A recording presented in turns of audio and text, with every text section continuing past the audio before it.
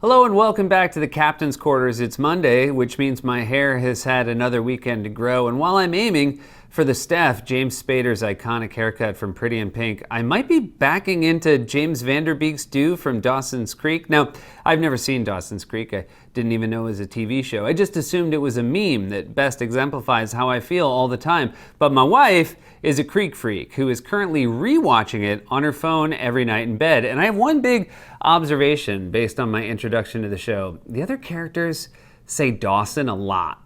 Like, even when it's a two-person scene, they start every sentence with Dawson. And look, Joey, Jen, I'm not telling you how to live your life, but he knows you're talking to him. There's no one else in the room. Also, Jen, everyone knows you used to live in New York City. Let it go. Did you watch Dawson's Creek, Sea Captain? I'm Team Pacey.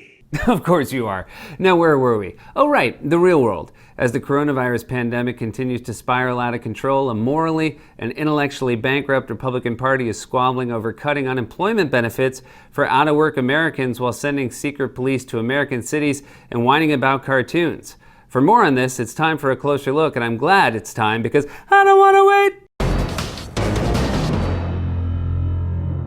We're less than 100 days away from the presidential election, and more Americans now say that the country is on the wrong track than at any point in Donald Trump's presidency. We've got an out-of-control pandemic, the worst unemployment in nearly a century, an epidemic of racist police brutality, and a looming eviction crisis. But don't worry, the Trump administration will protect your cartoons and your toys. He's also appalled by cancel culture, and cancel culture specifically as it pertains to cops. We saw a few weeks ago that Paw Patrol, a cartoon show about cops, was canceled. The show Cops was canceled. Live PD was canceled.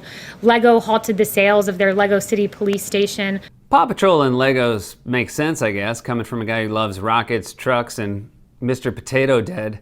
Anyway, I guess we know now what Trump does with all that free time on his schedule. I don't like this recycling pup, Rocky. I think he's part of the deep state. Kaylee, send the secret police to Adventure Bay and give me some more Legos, Kaylee. I stuck one up my nose to stop the coronavirus. Fauci, by the way, did you get my email about Legos up the nose maybe stopping the virus? Okay, I love your thoughts on that. You're my best friend, Fauci. You know what I call us? Turner and Fauci. I'm gonna make t-shirts. Anyway, this is where the Trump administration and the Republican Party are at, whining about cartoons and Legos while sending secret police to gas moms and vets and arguing that slavery was a, quote, necessary evil. A sitting United States senator said that. At least I think Tom Cotton is a senator. He looks like the Confederate Slender Man. Seriously, these guys just keep coming up with winners. I mean, what's next? Is Trump going to say something nice about an alleged sex trafficker and predator who was arrested by the FBI at a remote? Oh, yeah. All right.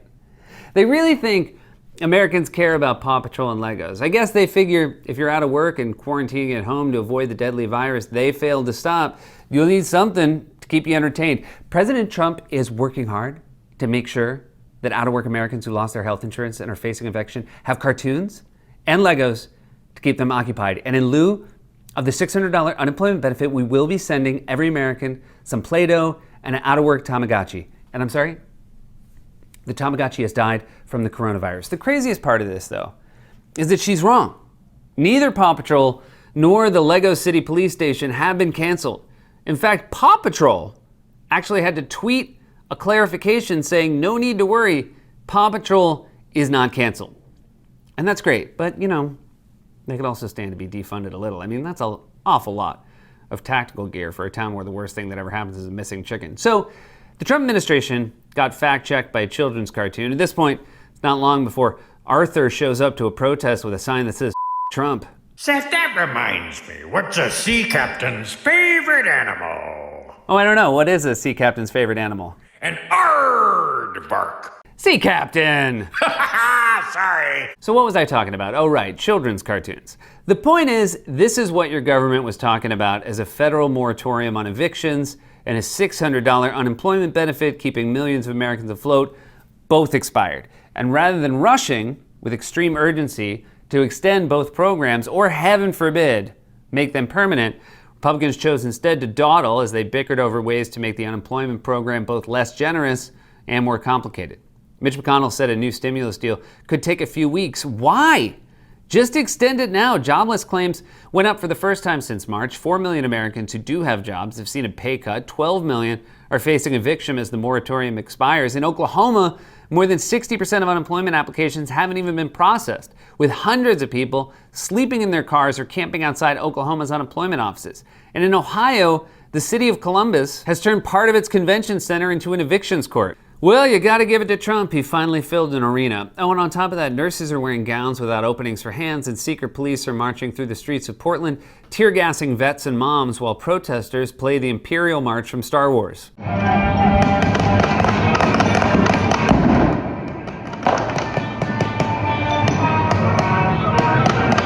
That's a pretty great troll. Of course, if George Lucas was involved, he'd probably add in some unnecessary CGI in a gratuitous pod race. So, what was the president doing while the nation was crumbling? You guessed it. He was playing golf and smiling for photos with Brett Favre. Cheeseheads always love Favre, so it would make sense that old Cheese Brain would too. Also, what's going on here, man? He looks like he just crawled out of a vat at Ace Chemicals.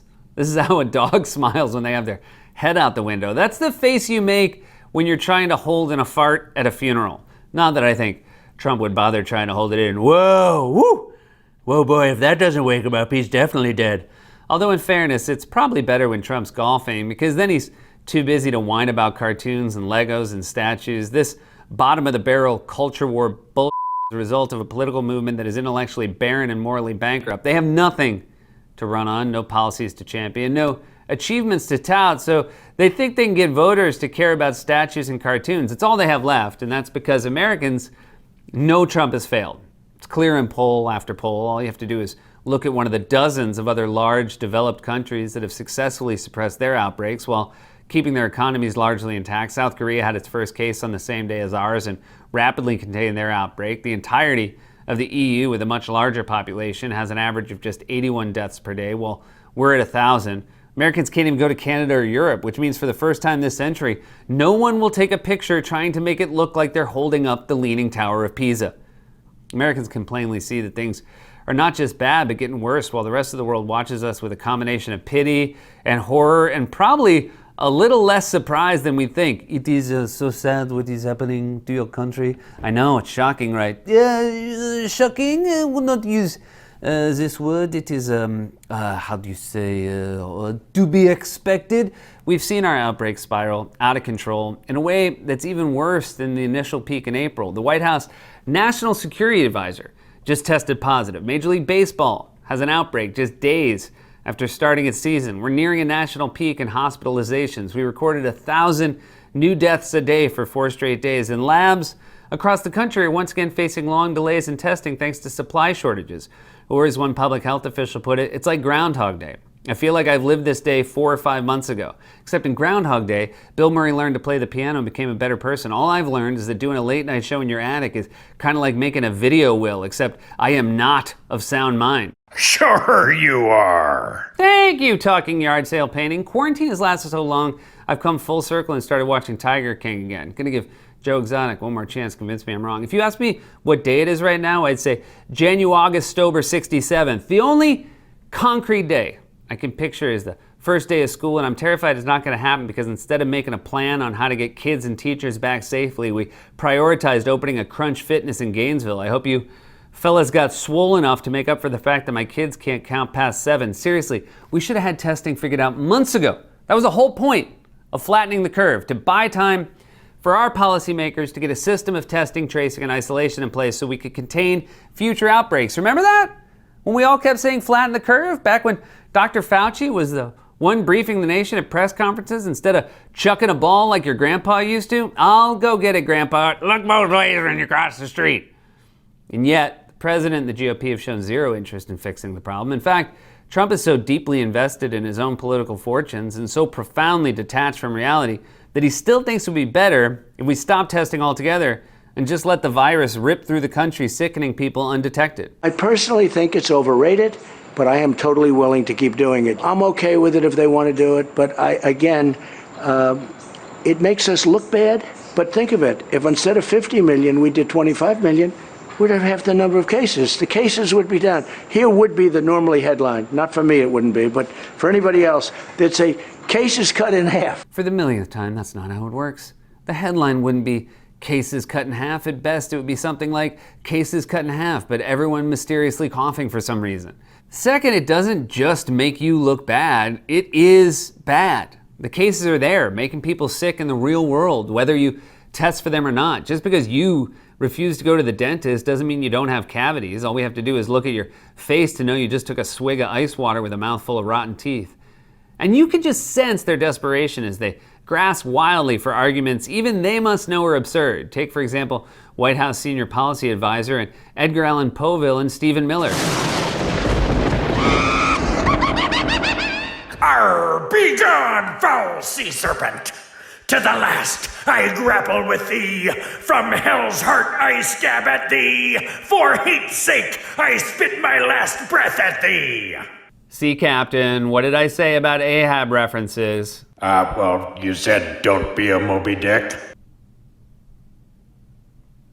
What are you doing, Seth? I'm just waiting for everybody to finish laughing. Okay. As a raging pandemic spiraled out of control, Miller went on Human Money clip Tucker Carlson's show and compared the people pulling down Confederate statues to Confederates. The Democratic Party, for a long time, historically, has been the party of secession. What you're seeing today is the Democratic Party returning to its roots. These are mayors and governors that are saying the federal law, the U.S. Constitution, doesn't apply within the confines of our city, and our citizens will be held at the mercy of the mob. And the administration of justice, the federal courthouse, will be allowed to fall under siege. And that's what's happening right now in Portland. So I guess that means Stephen Miller wants to build statues to Democratic politicians. Cool, where do you want the Joe Biden statue? How about on the Acela? Or maybe on the debate stage with Trump? It probably wouldn't make much of a difference. And so I'm pretty sure Biden's approach to the debates is going to be what's known in oratorical circles as the statue strategy. Just stand as still as possible and let Trump say a bunch of crazy things and melt down on his own. They want to take away your Legos, your Paw Patrol, your Beanie Babies, your Yo Gabba Gabba, but we're not going to let that happen, folks. You can trust your very normal president. Seriously, you're calling Democrats secessionists? You guys are the ones protecting the monuments of actual secessionists. Did they not teach history at your grave robbing school? The Confederates you're defending were racist, slavers, and traitors. You should know all that. Since you were alive for it, I'm pretty sure when Lee surrendered to Grant at Appomattox, Miller was there popping out of his coffin. The GOP is totally and completely bankrupt, both morally and intellectually, and with less than 100 days before the election, they're desperate. 150,000 Americans have died, jobless claims are up again, an unemployment lifeline and eviction moratorium have expired, and they're talking about cartoons. Not only is the country in dire straits, but all of this Makes us look bad. This has been a closer look. Dozen! So many New Yorkers are turning to City Harvest for help feeding their families, and they need your support now more than ever. If you're watching this online, you can hit the donate button. Stay safe, wash your hands, wear a mask. We love you.